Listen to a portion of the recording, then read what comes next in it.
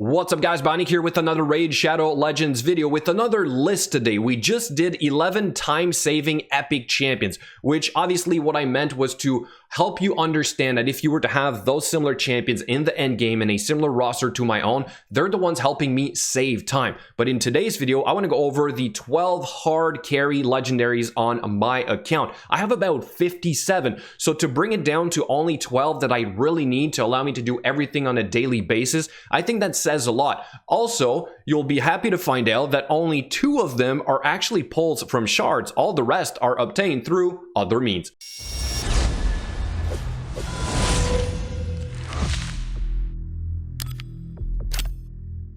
Before we jump in, here's a quick reminder that I stream on Mondays, Wednesdays, and Friday nights on Twitch, 7:30 Eastern Time. This is where I do my giveaways, whether it's gems, accounts, or gift cards. You simply need to show up every 10 minutes, you get free loyalty coins, and then you can convert those into tickets for those giveaways.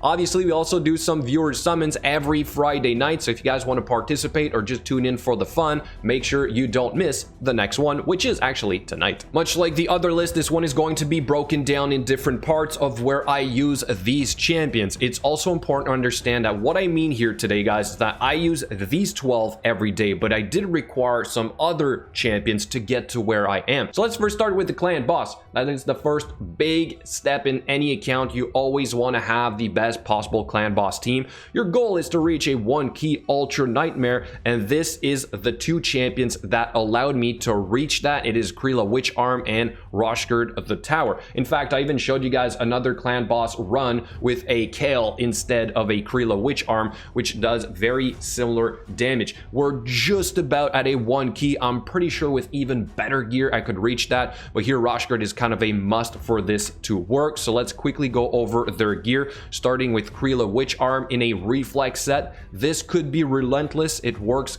kind of the same way.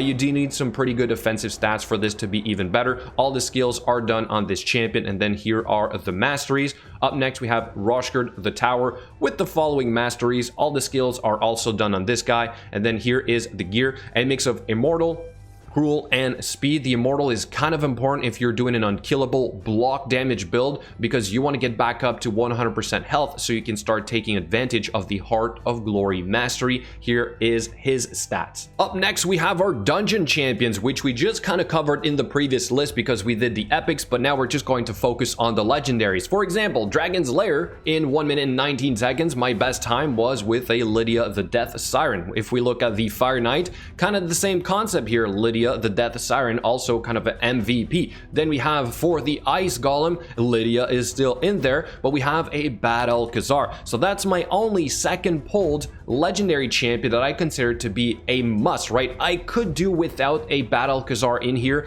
but because Bad Alcazar can do so many other things on your account, such as solo content, solo the Dragon 20. In fact, these 2 champions can technically solo the Ice Golem as well. I'm going to consider Bad Alcazar to be on this list. And then for the Spider's Den, well, we currently have no legendaries because we don't really need any. So let's quickly go over the gear of Bad Alcazar and Lydia the Death Siren. Here she is. We did get one of the new reaction ring, which went on her. I gotta max this out. As for her skills, they are all pretty much done. For the masteries, here's what I'm running right now. She could be in my clan boss, right? I do know a lot of players use her in there, but for the time being, that's not how I use my Lydia the Death Siren, so don't just blindly copy this. And then for Bad Alcazar, he was never really changed since the clan boss team that I had prior to this. So our guy is right here. He's still rocking a stalwart set with the following stats. All right, he does also have reasonable offensive stats. That was for my previous clan boss build. All right, so just the right amount of speed for Ultra Nightmare. All the skills are obviously done on this champion, and then here are the masteries, again kind of like a clan boss build overall. Now let's do our arena champions, where there's 4 really crucial ones in here that I find myself using pretty much all the time, whether it be classic arena or tag arena. What's interesting here as well is that I'm going to use other legendary champions, but I'm not going to say they're a must because I can get away with using other similar epic champions. For example, Harvest Jack. He's great and all. You do got the AoE True Fear, but I can have an AoE provoke champion such as Umbral, for example, if I really want that crowd control. Also for Gumkar, every once in a while I'm going to play around with this guy because he can strip buffs, but I can can use a seer, for example. So again, I'm not going to say a must. But when it comes to like countering other speed teams, Torment, for sure. Nothing beats a Torment, so this guy is going to be in there. Then if I don't use, let's say, a Foley and I want to deal with a Skull Crown, for example, my other go-to single target nuker is a Roto. So I'm going to say the 4 crucial champions for my arena is going to be the following 4. For Tag Arena, it's a little bit different in the sense that I do have other legendaries in here. Yeah, sure, but I could get away with a lot of epic champions to just stay in gold 2, gold 3, just because overall I have decent gear on my account. So I'm not going to say these are all crucial. I do use them, but I'm not going to say they are crucial, okay? So let's go over the gear of these 4 champions, starting with our Arbiter. Full speed ahead, right? And here's the total speed I can afford to do after 2.5 years of playing this game, 354. We do have a good amount of resistance as well, but I would love to have even more. I would love to do a resistance chest on her if I can get an upgrade at some point, right? So we have all these skills done, and then here are the masteries. Let's do one of our 2 torments. You obviously don't need to, but this is the one that I like to use the most. We do have a lot of resistance on this guy.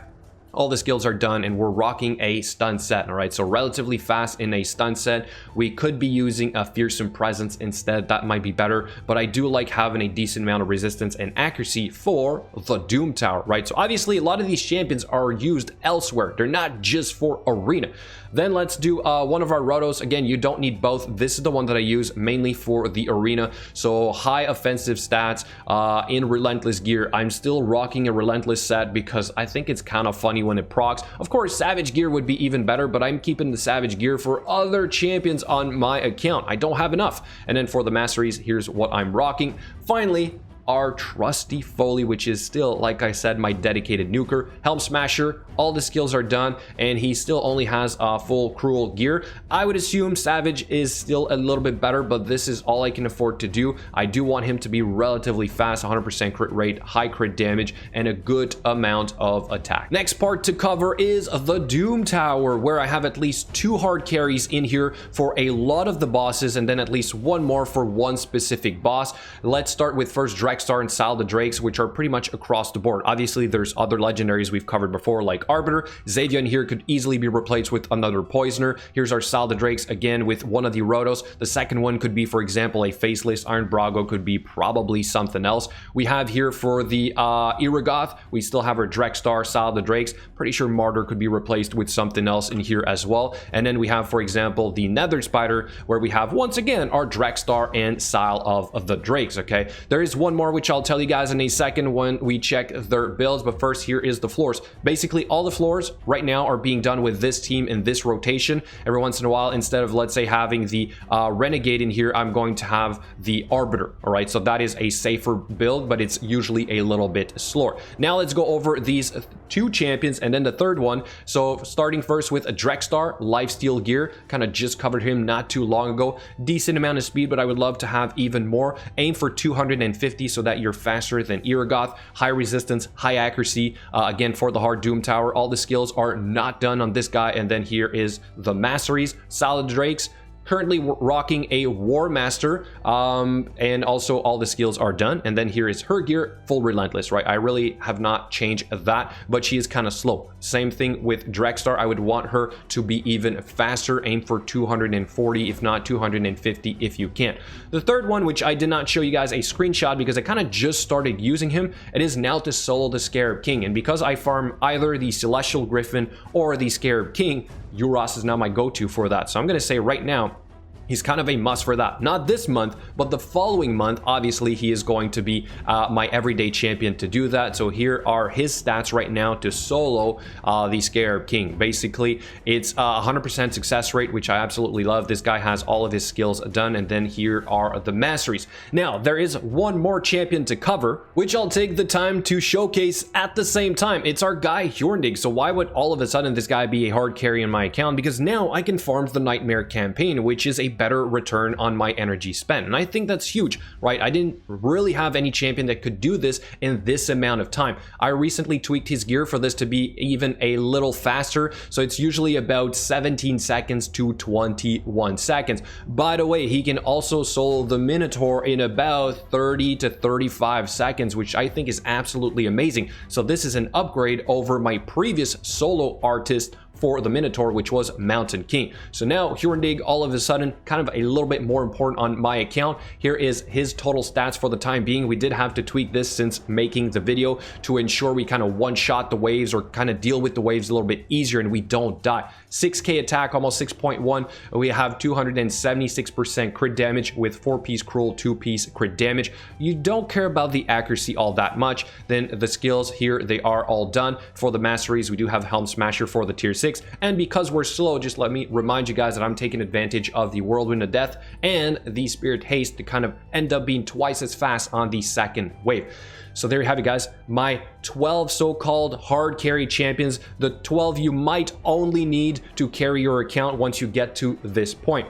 You might be wondering, why don't you do Brogni, for example? Guys, he's absolutely amazing. I tried him out against the Celestial Griffin, for example. It went pretty well. So what I'm saying here is that I don't necessarily need Brogni for what I'm doing right now. Of course, if I had a different clan boss build, for example, I might need Iron Brago. I might need Brogni, right? I might be able to do something even better. But for the time being, as of today, these are the 12 so-called hard carries on my account. And finally, here's the last thing to point out. Like I said earlier, 2 of them were actually pulled from shards, which is Roshgard and Battle Khazar. But now, as for the other ones, 5 of them are guarantees, right? If you just play the game long enough, like Lydia, Arbiter, Drexstar from the Bazaar, you will get them. And the other 5 are actually fusions. So a reminder for you guys that fusions in the long run can be really, really important. Then you might say, yeah, but like we don't get as fusions that are as good today than we used to. Yeah, but then again, you will perhaps realize at some point that they're really useful for something else. But for me, Tormin, Rhodos, and Foley, for example, and Krila are all must-have champions on my account. So now, going forward, what do I have left? There's probably like 15 legendaries that I would love to pull from shards. Well, like after 2+ years and almost 57 legendaries, there's only 2 that I really use that I pulled from shards. I think that's absolutely crazy. So at this point, probably never going to get the other 15 that I want from shards. Thank you so much for watching, guys, and I'll catch you later.